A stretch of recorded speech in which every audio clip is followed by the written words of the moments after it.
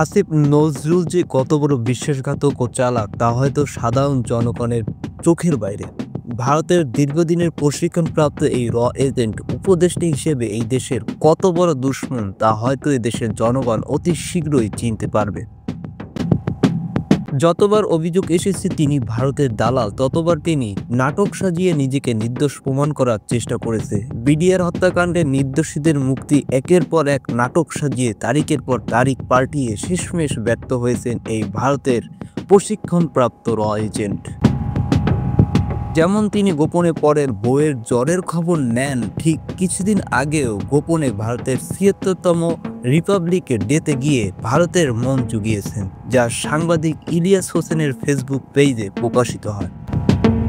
ভারতের মন জুগাতে হাসিব নজরুল দীর্ঘদিন যে পরিশ্রম করে যাচ্ছেন তার খেসারত হয়তো বাংলাদেশকে যে কোনোভাবেই দিতে হতে পারে। কিভাবে একজন ভারতের দালাল দেশের উচ্চ পর্যায়ের উপদেষ্টা থাকে, প্রশ্ন রইল অন্যান্য উপদেষ্টা ও সাধারণ জনগণের কাছে। যদিও হাসিব নজরুলকে এর জন্য জিজ্ঞাসাবাদ না করা হয়, তাহলে ধরেই নিতে হবে অন্যান্য উপদেষ্টারা এর সাথে কোনো না কোনোভাবে জড়িত।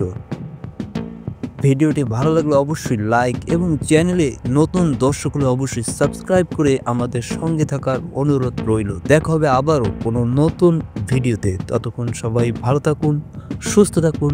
ধন্যবাদ।